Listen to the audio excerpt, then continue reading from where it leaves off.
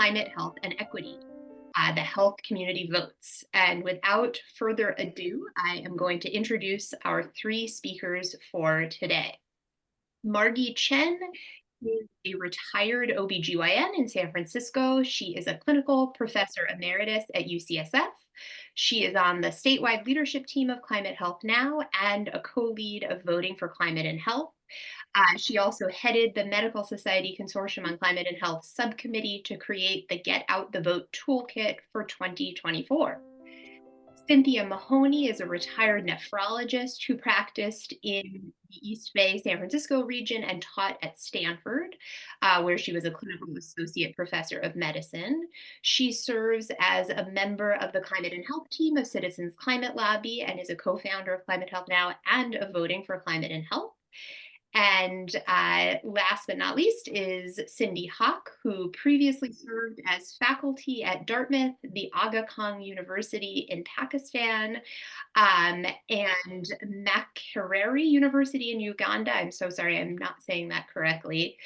University of Wisconsin, and at the World Health Organization.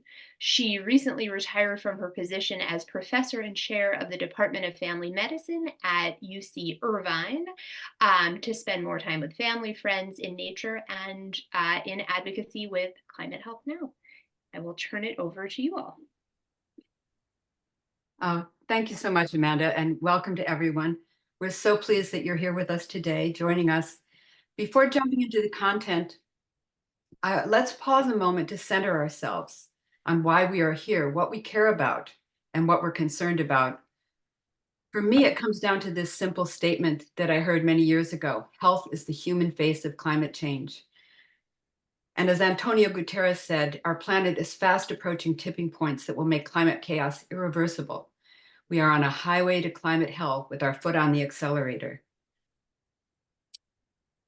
We know climate disruption is upon us and the greatest threat to our health, with unprecedented heat encircling the globe. And it's here and now, right here in the US. In Phoenix, they reported 19 consecutive days of heat, over 110, causing tremendous suffering to outdoor workers like construction, agriculture, airport workers, and of course, the unhoused. I'm going to get back to Phoenix a little bit later. But we know that the situation is urgent. So as health professionals, how do we respond? And what tools can we use? And that's why we're talking about unleashing the power of civic engagement. That's not an easy concept for some of us to wrap our heads around. Certainly as a younger physician, this was completely outside my understanding of my professional role. We didn't learn or know about social determinants of health, and in my admittedly narrow view then, I thought striving to be an excellent doctor for the patient in front of me in the office was enough. And I probably would have rebelled at being asked to take on social determinants, both because I didn't understand the outside role they have on patients, but also because we didn't have the tools to address them. But now we do understand social and environmental determinants, and that the only way to address them is through collective action. And that's why I'm so grateful to Climate Health Now, to the Medical Society Consortium, for bringing us together and providing the tools and opportunity for action. And I hope by the end of this talk that you will understand the power of civic engagement to address the climate crisis, the tools that we can use, and be inspired to join the We Will Vote call to action for health professionals to get out the health vote and get out the vote for health. Margie? Thank you. Cynthia has just given us the urgency of our current state of affairs. The AMA has actually declared that climate change is a public health crisis that threatens the health and well-being of all people. Today, we will be talking about civic engagement and the power of advocacy. Civic engagement refers to the ways in which citizens participate in the life of a community in order to improve conditions for others or to help shape the community's future. Civic engagement and advocacy are powerful tools that we, the health community, have to impact policies to preserve a life-sustaining planet. Voting is the cornerstone of civic engagement, and when people vote, health improves. Voting itself is a social determinant of health. When people are engaged and are voters, they can support health-promoting policies. Voting offers a chance for people to contribute to the decisions that affect their communities and directly or indirectly impact their health and well-being. Next slide, please. What can the health community do? We, the health community, have a special and trusted role. How can we use our trusted voices to advance climate health and equity? How do we become activated advocates? We will be covering these points with you today, and we hope by the end of this presentation, you will feel empowered to be an activated advocate for climate health and equity. Number one, we can educate our patients and policymakers on the connection between climate change, pollution, and health, and we can show them that their vote can influence our health. Number two, we can promote civic engagement and advocacy for ourselves, our colleagues, our healthcare organizations, and our patients. We, the health community, need to vote. We can enlist our organizations to support civic engagement, and we can help our patients to register to vote. Number three, we can advocate by pressing our elected leaders on bolder, more equitable climate action, and we call this grass tops advocacy. Number four, we can integrate civic engagement in healthcare settings by helping our patients register to vote.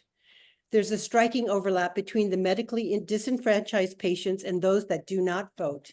We see those patients who are affected by the social and environmental determinants of health, and we can help them get registered to vote and become informed voters for health.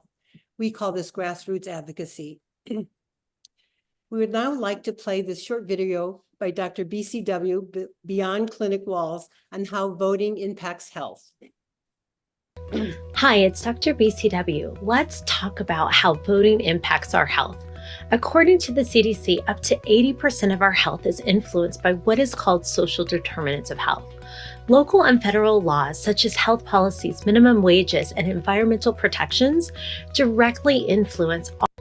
Hi, it's Dr. BCW. Let's talk about how voting impacts our health. According to the CDC, up to 80% of our health is influenced by what is called social determinants of health. Local and federal laws, such as health policies, minimum wages, and environmental protections, directly influence our health outcomes. Unfortunately, communities of color, young people, rural communities, and disabled Americans face the most persistent voting barriers, and they are also often disproportionately struggling with health issues affected by these determinants of health. As a voter, you have the power to advocate for solutions that can directly impact you and your community. When you vote, you can promote policies that will create a healthier and more equitable environment for everyone. Vote ER is working on just that.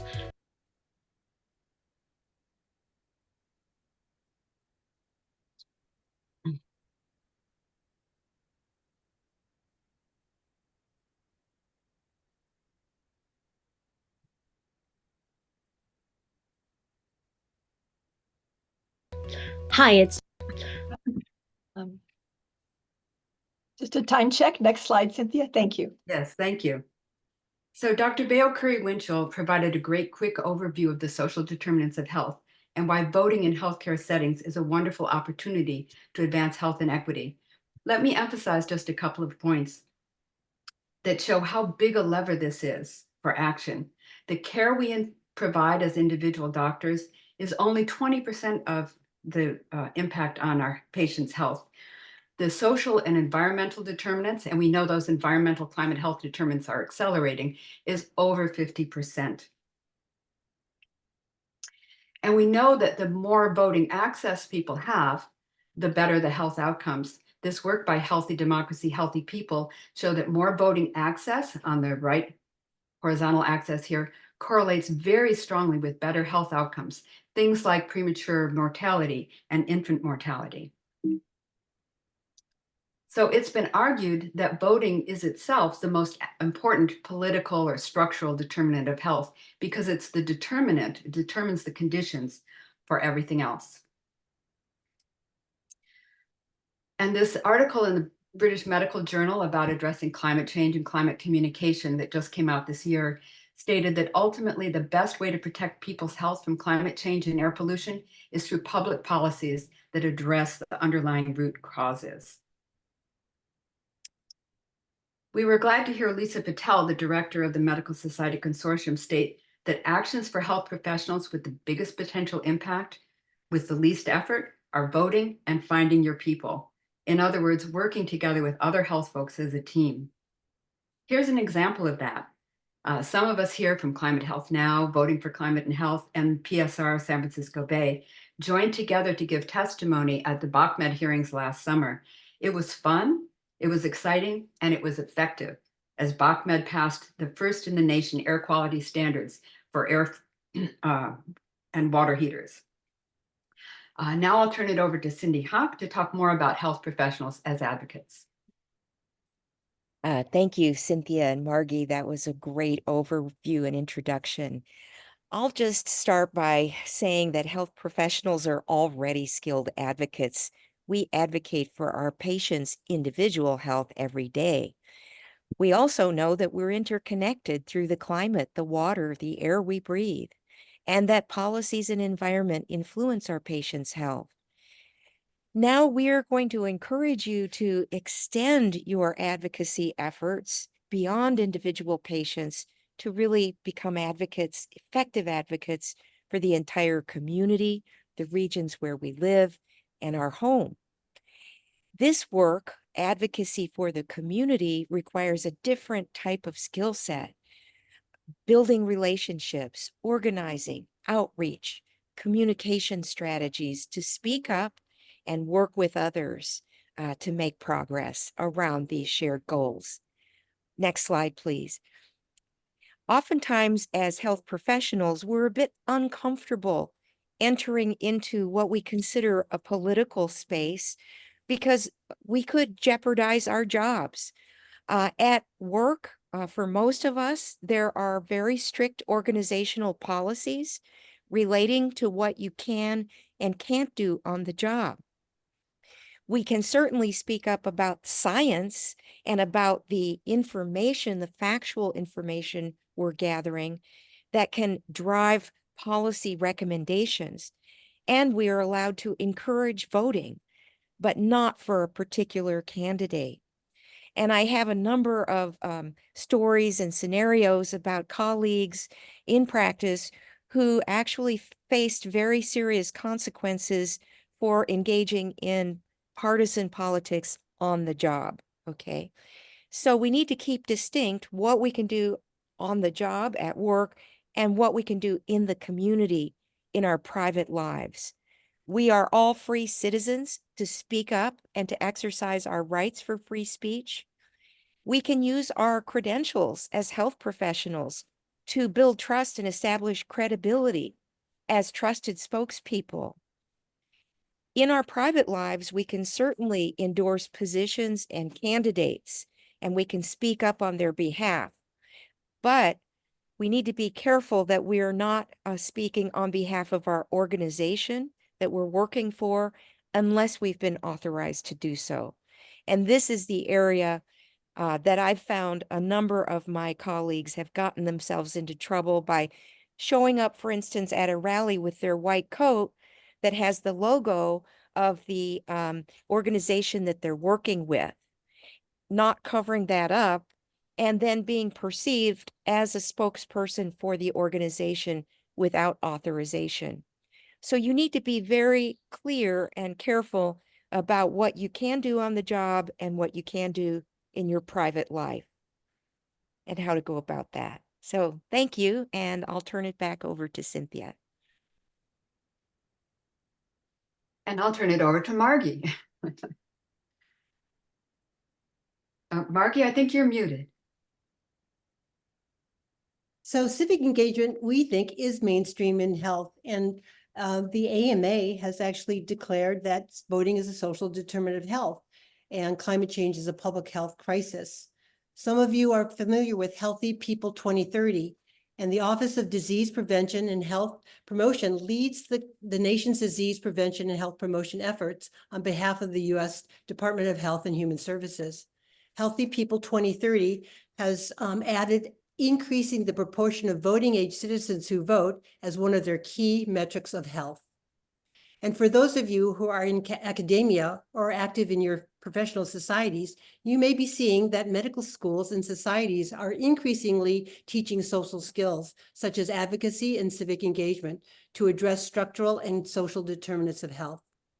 The American College of Physicians published a paper in December 25, 2023 to inform physicians, medical students, and other healthcare professionals on the links between the electoral process and health, and to encourage civic participation, and to offer policy recommendations to support safe and equitable access to electoral participation to advance health equity.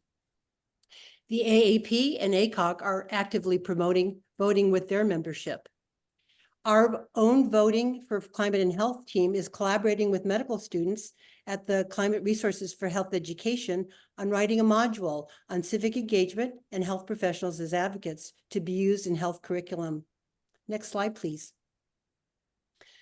Why should we, the health community, be talking about voting? Is it legal? When the Voter Registration Act of 1993 made DMVs sites for voter registration, that same law said that any office that receives federal assistance must offer nonpartisan voter registration services. So it is legal and it is encouraged. Next slide, please. Epic. Now, VoteER has partnered with Epic, our beloved electronic medical record system, to have an optional bill to integrate free voter registration reminders and opportunities within the EMR. Epic users can choose to offer their patients a banner on their MyChart homepage, reminding them to register to vote. It can integrate voter registration questions into the social history and provide guidance to healthcare providers to ask a voter registration question verbally during appointments. Having Epic as part of EMR brings our, and VoteER as part of Epic brings our vision closer of having voting integrated into our healthcare delivery system. And we will put the link into the chat to request Epic information. CHN is doing advocacy, and these are our 2024 campaigns. We've discussed how legislation and policy can impact our health and how advocacy by our health community with policymakers is important and influential. These are our 4 campaigns. AB 1866 is a bill to cap idle wells that are leaking methane and other toxic gases. Keep the Law is to get out the vote, to vote yes on the law for the 3,200-foot setbacks between people and oil and gas drilling. This law was passed in both houses and signed by the governor last year, but the oil and gas industry is mounting millions of dollars to confuse the voter and repeal the law. SB 252 is a bill requiring CalPERS and CalSTRS their pension funds to divest from fossil fuel investments. ACA 16 is a constitutional amendment to declare that the people of California have the right to clean air and water and a healthy environment. And if you're interested in joining any of these teams, the link will be in the chat. Next slide, please. Does our advocacy matter?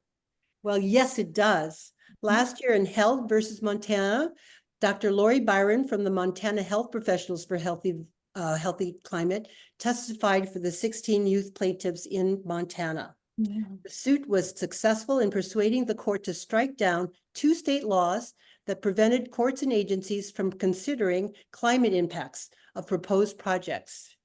The youth plaintiffs brought their challenge under provision of the Montana Constitution, which protects, quote, the right to clean and healthful environment. Yeah.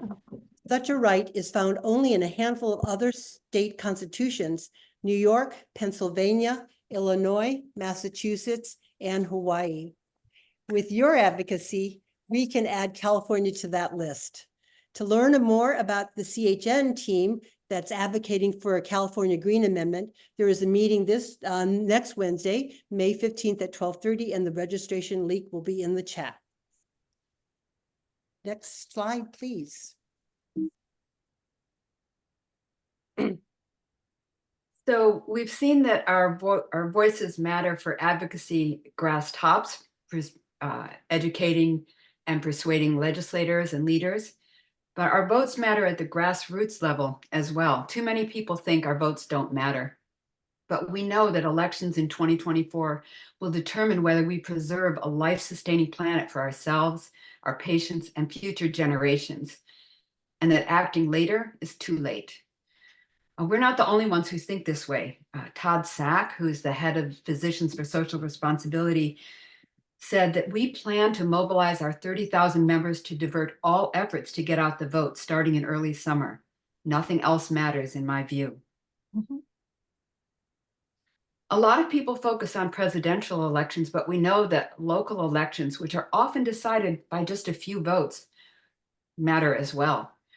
So if you remember back to that slide showing Phoenix with 19 days over 110, as bad as that sounded, they went on to have 30 consecutive straight days above 110 degrees, leading to hundreds of heat deaths just in Maricopa County. That's where Phoenix is. But fortunately, they had a responsive city council some of whom were voted in after a tight recount election. And with community organizing, they were able to pass a landmark rule requiring heat protection for outdoor workers. Hooray, we have that in California, but we don't realize most of the rest of the country does not have heat protections. And off-year elections matter too. In the 2022 elections determined who's in the state legislature, who's in Congress. And at the same time that Arizona approved measures to protect voters, the legislators in Florida banned local workplace heat protections. Yeah. So it's important that we be voters, not just vote for the big elections, but that we be voters for health. And they all matter. So how do we do as health professionals in voting? Take a look at this. 8 million healthcare professionals did not vote in 2020. And we know that healthcare workers, including physicians, nurses, PAs, and dentists, are 12 to 23% less likely to vote than the general population. Wow. We were appalled when we saw this number, shocked. But we realize this is a tremendous opportunity to get out the health vote. And we realized we should step back and get our own house in order. And as they say in the airline industry, to put our own oxygen mask on first and then assist others. So we were thrilled to discover the We Will Vote call to action campaign that was started earlier this year by a coalition of the Civic Health Alliance, Healthy Democracy, Healthy People, and Vote ER. And there are 3 main stages involved here. First is to promote voting by the healthcare community. Second is to enlist our organizations. And third, help our patients to be informed voters.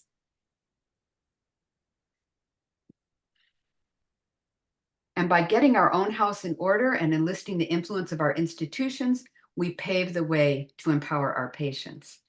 So the first step is really to start by checking our own registration. And I'd encourage each of you to put this vote.org into your browser. I'm going to take you to that site, vote.org. And you'll see that it really does have everything you need to vote. Mm-hmm. You can see what's on your ballot. You can check your registration. And even if you think you're registered, it's a good idea to check because people move, things change, especially for younger health professionals. You may have changed where you live. You may have changed the state where you're practicing.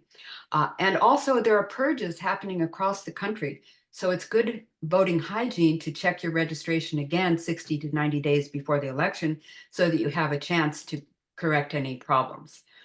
You can register to vote in under 2 minutes, and this is a site that you can refer your patients to. You can get access to vote by mail request. Again, here in California, we all get vote by mail automatically, but in many states you have to request it or have special circumstances. And what's lovely about this is you can select your state and get specific information for your own state. So once you're registered, you're able to vote, but then you need to vote. And so the We Will Vote call to action is a pledge that you can sign, and the link should be in the chat, or you can aim your camera at this QR code that will take you to the We Will Vote Call to Action Pledge, which I'll show you here. And there are ladders of engagement. It basically says, I understand that this is important civic participation to advance health and racial equity. And the first step in promoting a healthy, thriving democracy starts with me. I'll join with colleagues and institutions across the healthcare sector to assert we will vote, and then pledge for these actions, that you'll vote yourself, that you'll encourage friends, family, and especially colleagues to vote in upcoming elections, and then to work with organizations, your institutions. And when you're approaching people, it's good to start thinking about who you might ask to join you in this, who might share certain concerns, when you'll do it, and how you'll start that conversation. And maybe we can talk more about that in the Q&A session.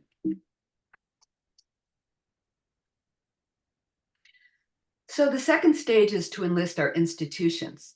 There's a We Will Vote pledge for organizations that says simply, as leading health organizations, we're committed to strengthening our democracy and encouraging nonpartisan voter participation across our memberships, employees, and affiliates.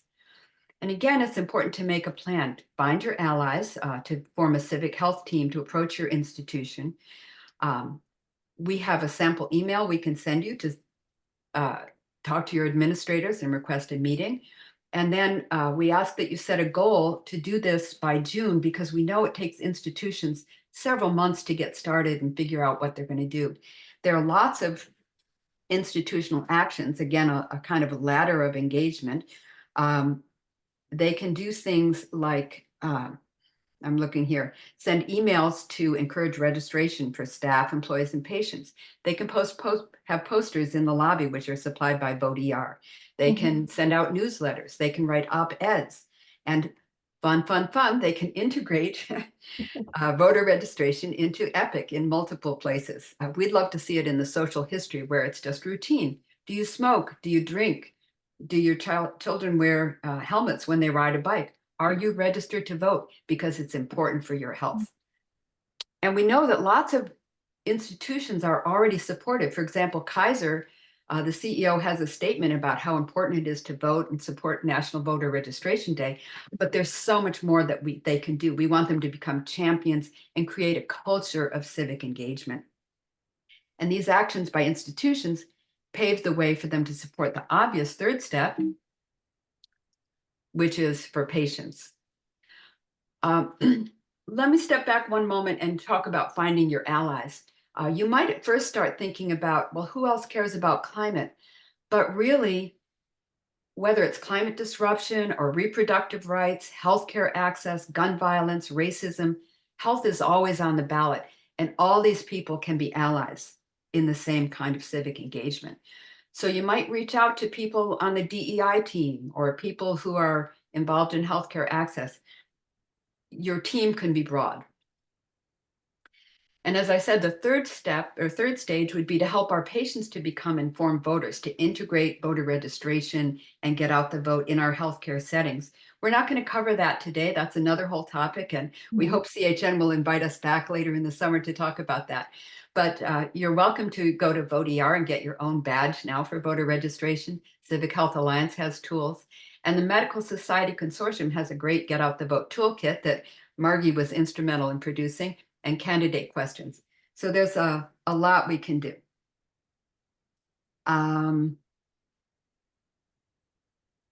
So let's turn this over now to question and answers. And we hope that by focusing ourselves and our institutions on now, that will make the ground more fertile for healthcare-based voter registration and turnout for our patients later this summer. So Karen, you're going to moderate the Q&A session. You want to Yes.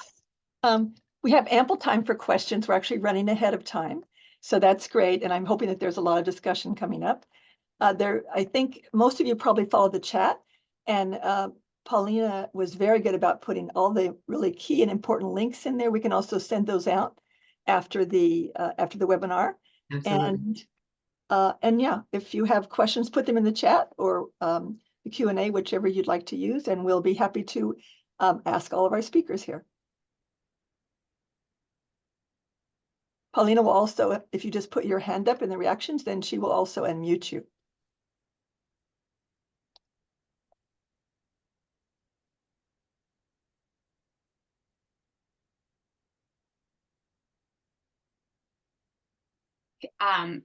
Paulina, I think you unmuted me. I'm curious if anyone has any experience with the Epic voter integration yet. You know, I think it's pretty new. It's brand new. It's just been released. So not yet, but they're hoping to incorporate many of the things I spoke about, reminders, having, and you as an institution can decide what part of these opportunities are available in your own Epic. So you can decide you're going to include it in the social history, or you know, are you registered to vote in the social history, or part of your after visit summary? So different areas where you can try to incorporate voting. May I answer that briefly? Yes, to everything Margie said. One of our colleagues, Jennifer Graber, who works in the Santa Clara system, had already integrated a registration question in their pre-visit questionnaire, and now she's taking that to the administration to say, hey, this is an opportunity. Can we actually get this in Epic? So it's brand new, it's starting, but there's a lot of opportunity. And I think Lisa has a question. Paulina, do you want to unmute her? She already did. And Okay, great presentation. I'm sorry, I was a little bit late, had to finish something up, but what I heard was really excellent. A quick question about when you pledge to vote. Do you know if they follow up with the people who pledge and do some sort of reminder or anything? Yeah, so that I think that's a twofold question. If you pledge to vote, you don't get a follow-up. If you pledge to approach your institution, then you will get a follow-up from Healthy People, Healthy Democracy, and they will send out resources, they'll send out reminders. There's a whole campaign that's going to take place over the next few months as they roll this out. So there'll be more and more resources, more and more information. I believe they're going to have letters that you can send to your institution. We have a sample one to request a visit. They're going to have letters to say, what do you actually say to your institution when you ask them to do this? So there will be a lot more tools. We But we really, also know And then that a follow-up. I'm sorry.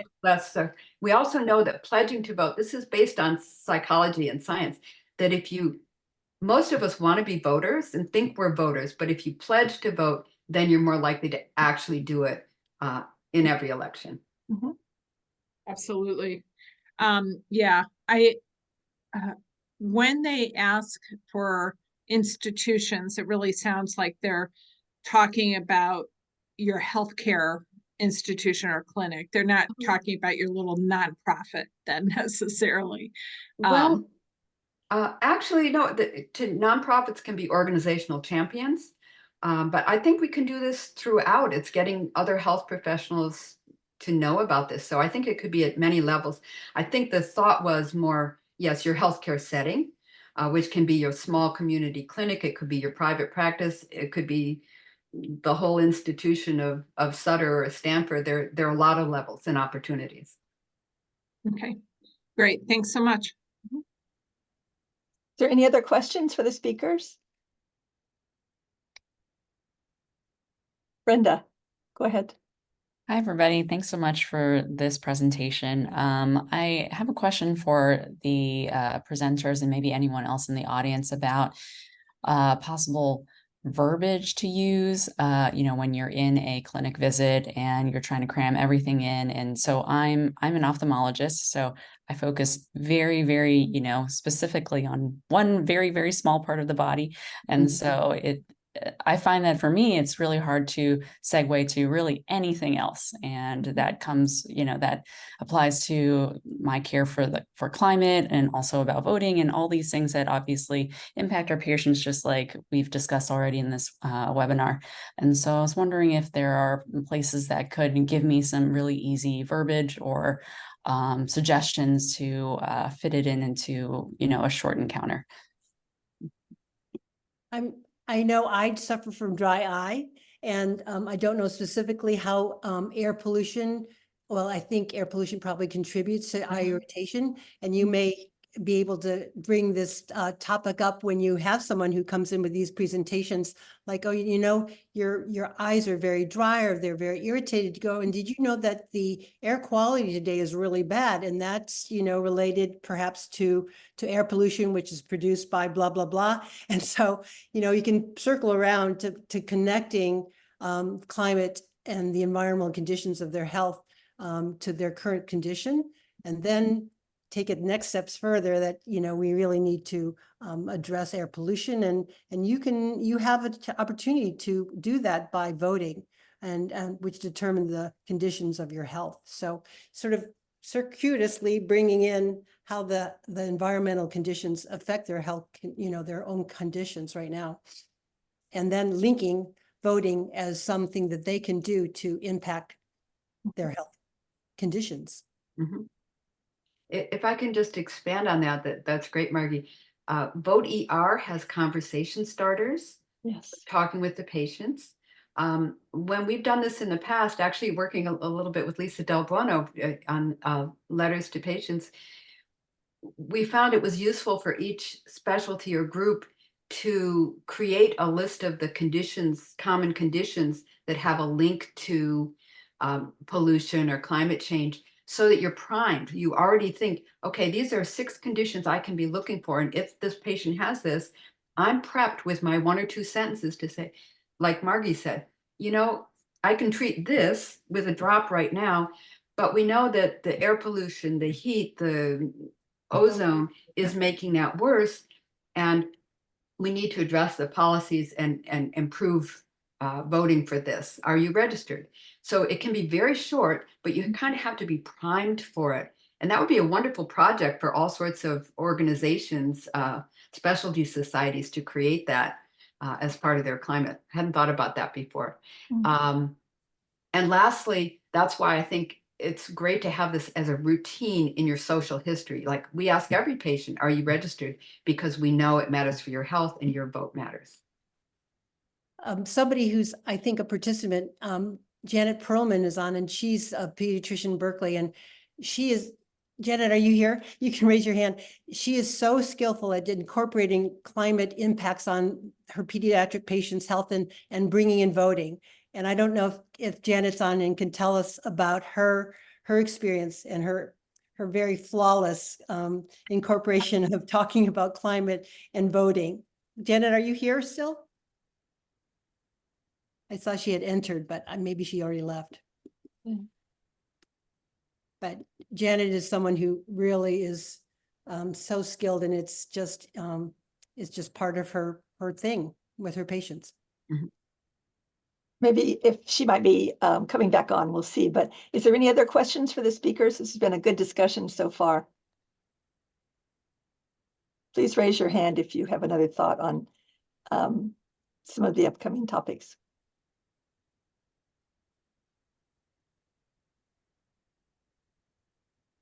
Brenda.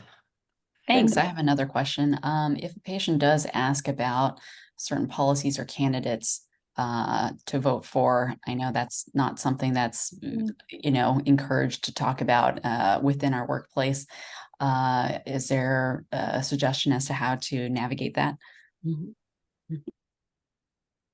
know, the classic, Alistair Martin started Vote ER in the Mass General ER, and he responds, I vote for your health. You don't talk about specific candidates, but you talk about, you know, become an informed voter. I mean, that's hard for a lot of people, but to really start being an informed voter and vote for policies that will impact your health, which would be air quality, air pollution, and helping them connect those dots that air pollution is created by fossil fuel pollution. So, I mean, these are, or we have this heat issue because of global warming, and that's become because of greenhouse gas emissions. So, I mean, we start connecting those dots for people. I mean, we don't usually talk about those kind of things, but now it's so prevalent in the health environment. We should be talking about some of these etiologies of what causes their conditions.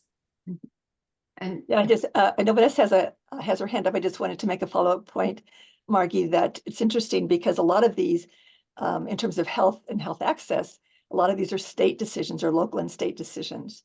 So I think it's important to also avoid any national discussion at the moment is to really focus on state and local because the state have been the Right. leader in many of these healthcare access issues. So Vanessa, go ahead. I was just going to share, simply saying that, because I care about you as your healthcare provider and I care about your health, um, I want you to know that who you vote for, and that's who determines health policy. And so, are you registered to vote? That kind of thing. So. Mhm. I don't think it has to be. It is sometimes hard, like, Brenda is so awesome to say that she'll do it when you're doing an eye exam. But, even just when we say goodbye, or as to just say, because I believe people trust their healthcare providers, in that one-to-one, if you just say a brief sentence of, because I care about you and your health, you realize that you can impact health policy in terms of who you elect? And yeah, so are you registered to vote? And it is true, Janet's really good at it. I'm sorry she's not here. Hey, Vanessa, maybe you could just type up that sentence. That's so beautiful. It's because we care. That's why we're here. But maybe Yeah, type I did. I did. That's I so did. Yeah, beautiful. I yeah, can't see the Cynthia, chat from here. it's in the chat. Actually, if everyone scrolls down, it's in the chat there. Thank you, Vanessa. That's very helpful. And just to round out what was said, I'm so glad you asked that question, Brenda. We don't want to support specific candidates. We don't want to be partisan. But we do want to support policies, and we can refer our patients in after registration. We know that's the big bottleneck for patients. You say, or people, why don't you vote? Because I'm not registered. Nobody ever asked me, whatever. So we get them registered, and then there's getting out the vote, helping them be informed voters for health. And there are websites like the League of Women Voters, like the Conservation Voters, and I believe on Vote ER you can sign up to be linked to when you sign up to vote through Vote ER, you can get linked to those sites so that you can go and find out what's your candidate's position on different things. So there are a lot of resources that we can use. Margie?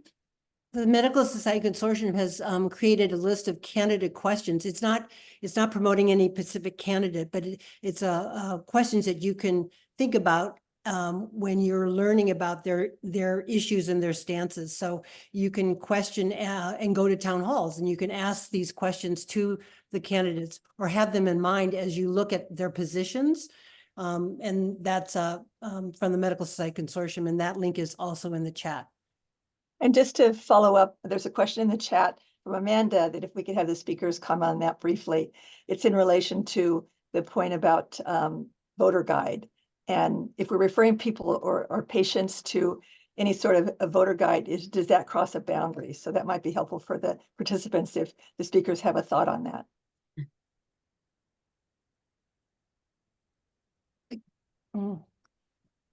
So I think a lot of, the League of Women Voters, I don't think they come out with a stance. They will present people's views.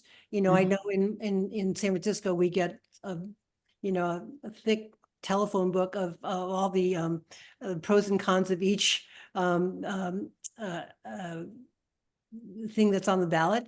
So you can just point people to just go read, but also have in mind, what are the issues that are important to think about when you're looking at these candidates. And so that's why the candidate guide may be helpful. It just talks about what, like, are you thinking about these issues? They don't tell you what to think about, but, what are you, think about these issues. And Right. I do think again, go ahead. When we're referring people, we need to refer them to nonpartisan sites like the League of Women Voters. And that's an important thing for us. And just to reiterate again, that local elections and state elections are critical right now in terms of a lot of healthcare access issue and social disparities, which are really decided nationally, state to state. So just would like to reiterate that because I think it's important for all of us providers to remember that. So we have I think about 5 more minutes for questions. Lisa has more. Lisa, go ahead, please. Great, thanks. Yeah, I see people put the League of Women Voters in, and I think that Vote 411 is also them. And you can find out what's specifically on your ballot there. I think it's pretty friendly and nonpartisan. But the other point that you made, Margie, about asking your candidates the questions, I think the consortium's guide is helpful. But I also think as climate advocates, showing up and asking questions about climate can be hugely helpful. I think right now, climate does not have the level of attention that it deserves. But if we consistently show up and all up and down the ballot and ask questions about climate, regardless of which side they're on, it can really raise the discussion. And I remember I think it was a young student asking a question in the presidential election on TV about climate change. And that really seemed to be, Yes. I thought it seemed like at least to be a tipping point. So really encourage people to do that. Vanessa, did you have a follow-up question? Well, just again, end to what Lisa said. The thing is, climate change is going to be determined a lot also by, state policy, as we mentioned, but also county and local policy. So going even as a healthcare provider and speaking to climate change issues in your school boards meetings, in your city council meetings is really important. And especially young people are as Lisa was saying, other people are impressed by what they say, and also us as healthcare providers. I always say my profession and why it matters to the patients and the students that I've seen when I go to speak at the city council about specific issues, whether it's like, not using synthetic turf or not allowing smoking in buildings where, multi-housing units, that kind of thing. So, it is also, we have a powerful voice to impact policy and and our right to speak, right? Thanks, Vanessa.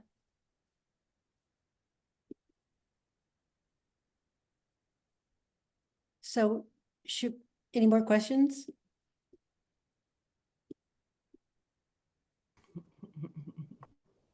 Maybe we can move on to our next section.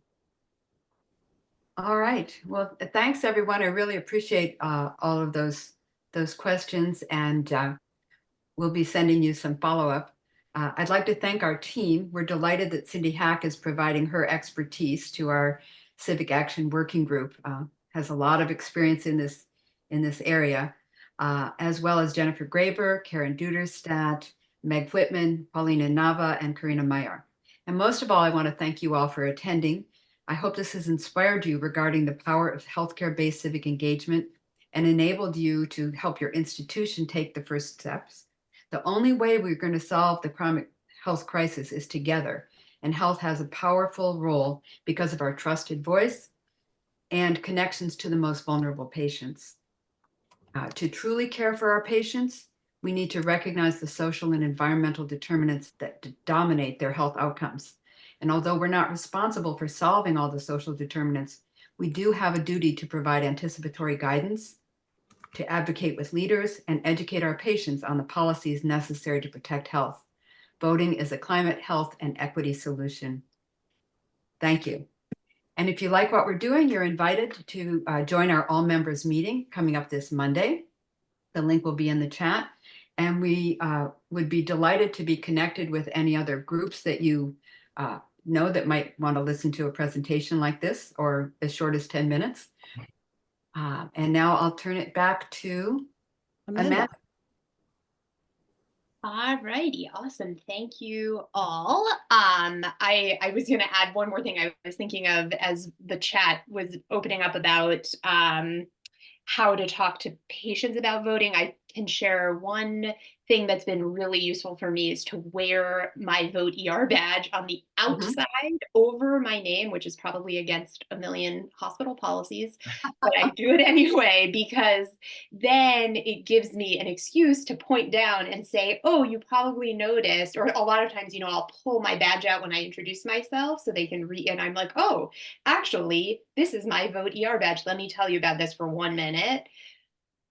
To mixed results, but that's another tip that has been helpful for me.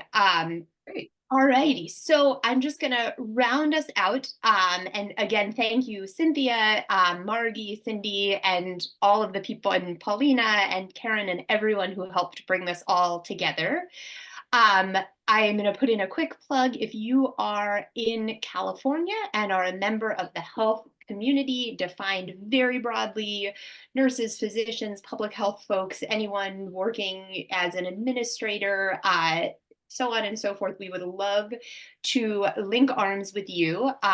You actually, Pauline, if you, maybe you're beaten me to it. You are. Okay, awesome. Yeah, the link in the chat is to join us at Climate Health Now. We're the California state affiliate to the Medical Society Consortium on Climate and Health. And then one more slide forward, please. Cynthia, can you go forward? Oh, I'm sorry. Next slide. Forgot I was still on. Perfect. So this is just a smattering of things coming up for Climate Health Now. I won't go through these one by one, but I think Paulina is going to share these links, or perhaps we can share them with you all in follow-up. If you're new to CHN, we have a new member welcome meeting coming up next Wednesday at 5:30. The California Green Amendment was already mentioned. If you're interested in helping out with that, we'd love to have you also next Wednesday at 12:30. And then last but not least, I'll also put in a plug. There's obviously lots and lots of ways to engage in climate health advocacy, one of which is through healthcare sustainability. Probably everybody on this call knows, but the healthcare sector itself is 10% of our country's greenhouse gas emissions. So we've also got to clean up our house there. CHN just launched a Slack workspace specifically for healthcare sustainability. So we'll share that link as well to join if that's of interest. And I think that's it. Thank you. Lots of opportunities become advocates for our patients and for our community. So we're happy you all joined us. Thank you so much, and join us. Yes. Thanks, everyone. Thanks for your participation. Bye. Betty.